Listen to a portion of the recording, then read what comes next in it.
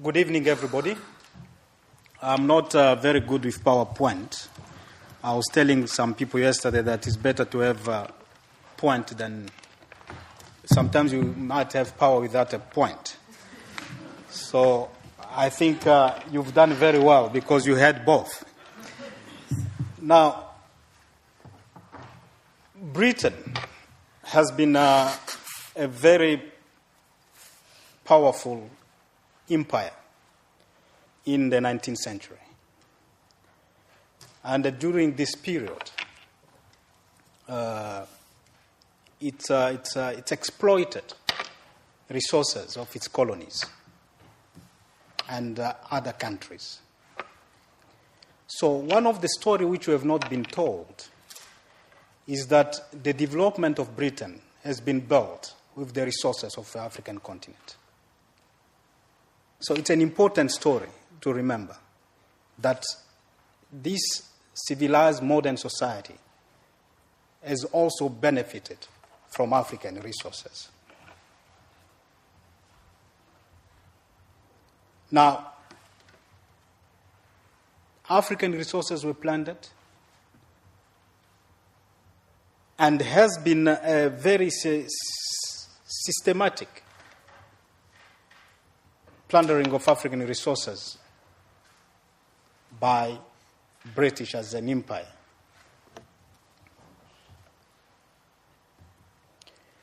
Today on the African continent, there is no discussion that does not refer to the contradiction that exists between the abundance of resources of that continent and the poverty in which people live.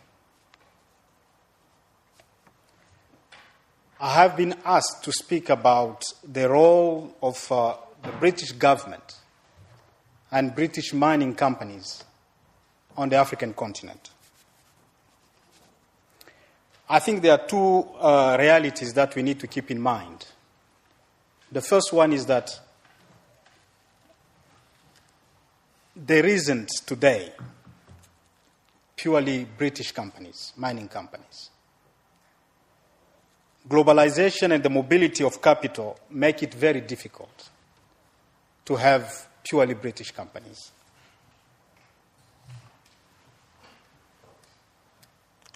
For me, British companies are those who are listed on all those companies which are listed on the London Stock Exchange are British companies.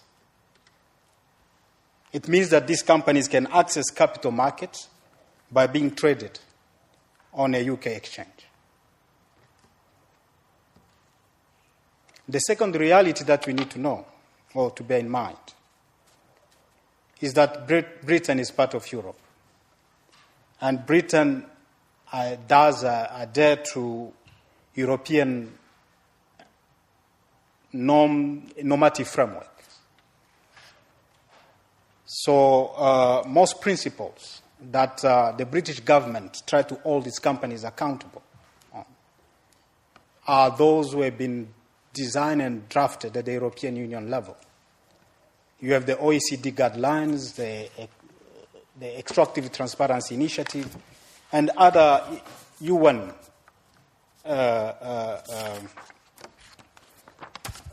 guidelines.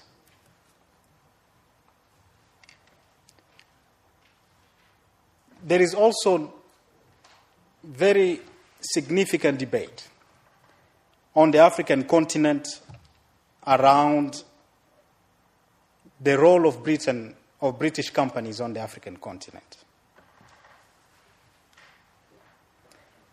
You'll know that despite the fact that mining in Britain has really diminished, but Britain remains a key player at the international, at the global level, because of its financial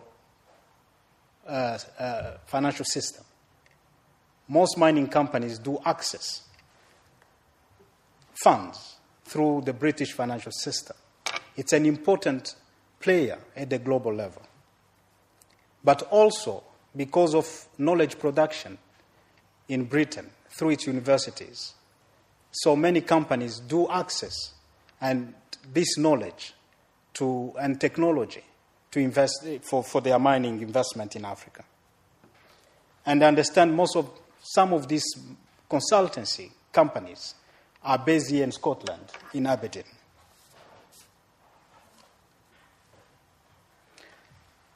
Another reality is that British mining companies are not very much different from other companies, global corporations. What British companies do, and what is very important for the African continent, is that they provide capital for mining. And capital is very important.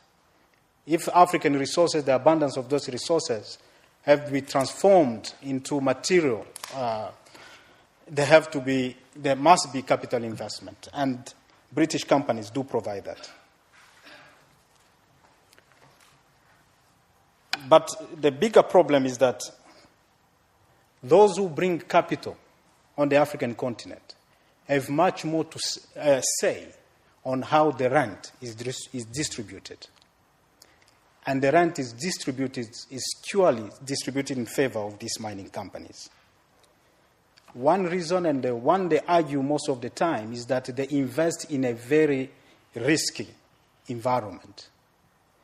And for that particular reason, their investment becomes a race to the bottom.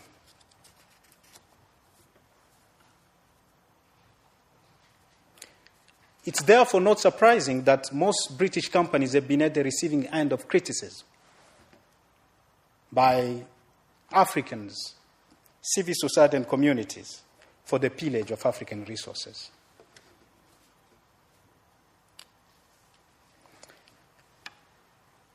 One particular reason for that is that when they invest in these African countries, they overlook the national context within which they invest.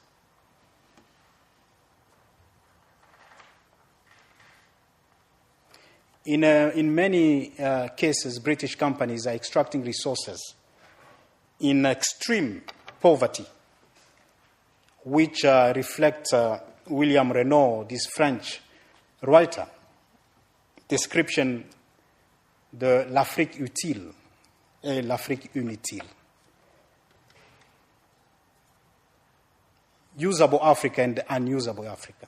Usable Africa is Africa where there are minerals, space where there are minerals. And this space is protected by private security.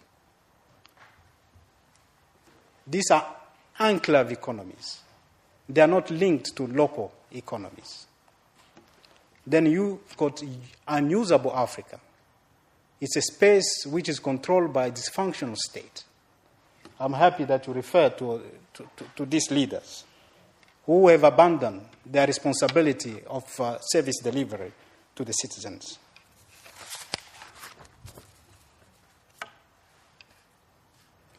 But it seems to be an acceptance by British companies to the idea that the two situations can coexist. Extraction of resources can coexist with extreme poverty and sometimes conflict.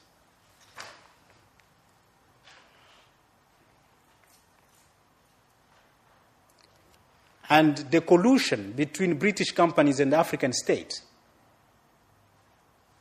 that provide a question mark on the morality of British companies to collude with those leaders to access contract in a dubious manner.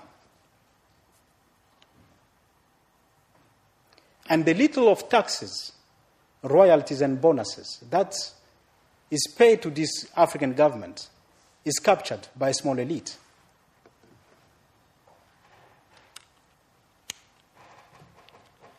It seems to me that despite the moral rhetoric, British companies fall easily into the trap of accepting Africa's logic of personal rule.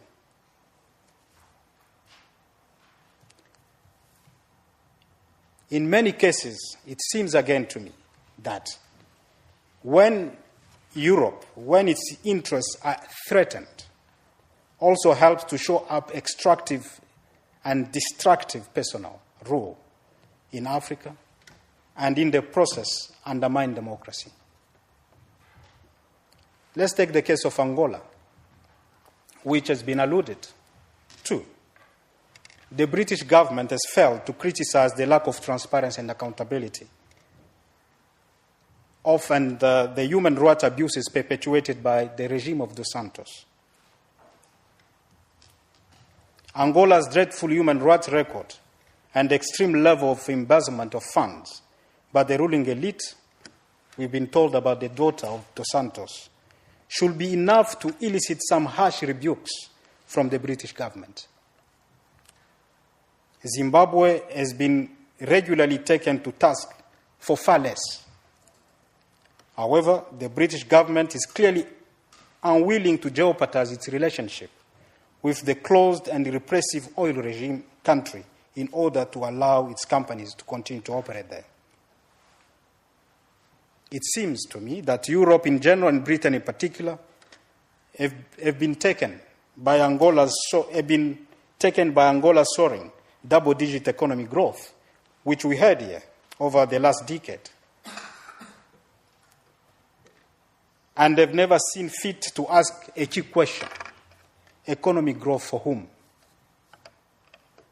It seems for Britain that when it comes to Africa and protecting its interest, wealth creation is far more important than wealth distribution. GDP growth is the be-all and end-all, regardless whether it leads to any reduction in inequality or any real sustainable socioeconomic development.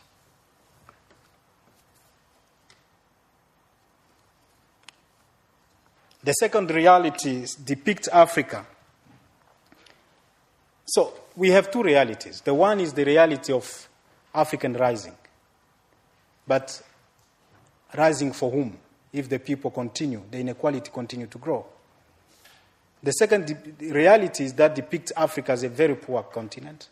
And that's the reality we see every day when we do our work and working with communities. And most of these countries where we see economic growth, they have very serious shortcomings when it comes to democracy and human rights, with few exceptions of Ghana, for example, and Zambia. The Democratic Republic of Congo is a case in point. And the action of Ashanti Gold, which has been given, demonstrate how these companies can invest even in conditions of war to protect their investment. Beside Ashanti Gold, there are also two other British oil companies, Soko and Perenco, also invest in the Democratic Republic of Congo. Soko wants to exploit oil in the Virunga Park. The Virunga Park is a UNESCO World Heritage. Communities and civil society in the Congo are fighting for Soko to stop that. But Soko, in collusion with officials in Congolese government, continue to press hard to extract oil in the heritage, in the Virunga Park. When you compare Soko with the French company Total, Total has retreated to invest in the Virunga Park. But Soko refuses to abandon its Virunga project. Perenco is another company, which is British and French company, with headquarters in London and Paris. They invest in the Bakongo in the Democratic Republic of Congo. And they've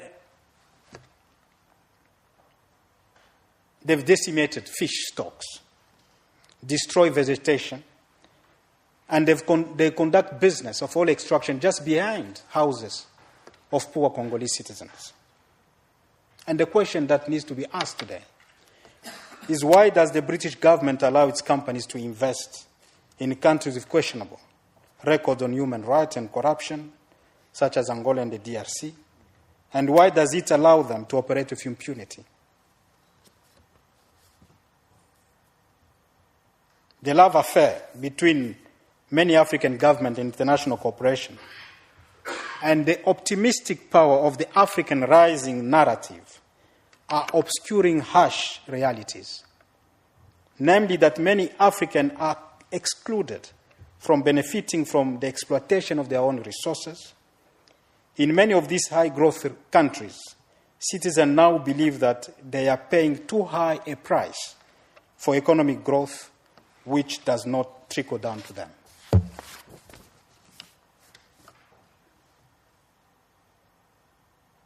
I spoke about enclave economies where most of British companies are protected by private securities, globally networked, while the rest of the host countries face endemic poverty, inequality, and disorder, and in some cases, warfare. James Ferguson observes, I quote, "This global model of resource extraction is not new. Indeed, it's quite old. In the early colonial period, in particular, private companies with their own private armies, from King Leopold to Cecil Rhodes, who have been mentioned here, pioneered methods for securing economic extraction in the absence of modern state institutions and with no thought for welfare of local people." To come to recent events, some of the most serious contestation around mining companies in Africa in recent decades have involved British companies. This is Marikana in South Africa, where 34 people were killed around Lonmin mine. And you also remember the hanging of Ken Saro-Wiwa in Nigeria for protesting against a British company, Shell Oil. In Zimbabwe, De Beers is suspected of having extracted diamonds in the Marange area for years without declaring it to the Zimbabwean government. While it was supposedly just doing geological survey, this was the area where the De Beers said could not find any diamonds, and which subsequently, from 1996 onward, experienced major diamond rush. And then we have got Rio Tinto, which has been singled out as one of the most aggressive anti-union companies in the world. Just in February this year, 200 people marched at Indaba in Cape Town against Rio Tinto. When you take the case of Vedanta, KCM in Zambia, which has created a misconception that is an Indian company, but is a British company. For a decade, there have been reports in newspaper for its environmental impact and human rights abuses.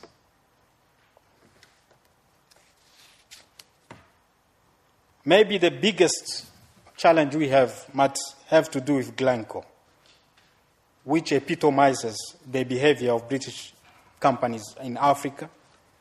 Glencore is the biggest commodity companies in the world.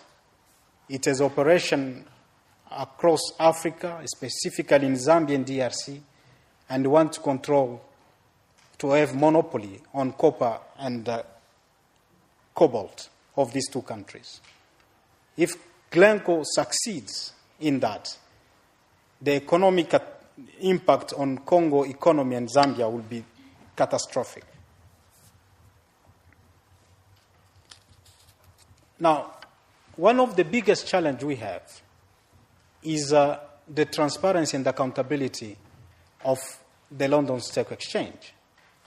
Most of these companies, despite their behavior on the African continent, continue to do business on the London Stock Exchange. And the question we need to ask is the London Stock Exchange supporting corrupt companies who extract resources on the African continent to operate in London? I think this is a fundamental question. And it's a fundamental question that the British government has to answer if it has to be taken seriously, if it's committed to transparency and accountability. Certainly last year, British government joined the EITI to demonstrate that commitment to transparency.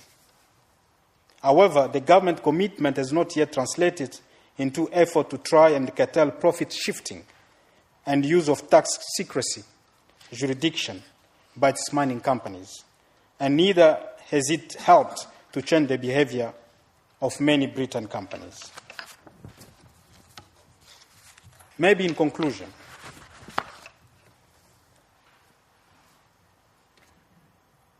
I think the past relationship between Britain and Africa and the current relationship provide us with two possibilities. The first one is an opportunity to establish strong, transparent, and mutually beneficial relationship. This is possible because we know each other through a very long history we've shared. But for this to happen, the onus is on those who exploit to accept the need to establish respectful and equal relationship with those they've exploited. Despite Britain's oppressive colonial role, the long-term relationship between Britain and Africa does provide a real opportunity for Britain, and indeed Europe, to forge a closer and more collaborative relationship that will result in a win-win for both sides. Europe has far stronger relationship with Africa than China can pretend to have.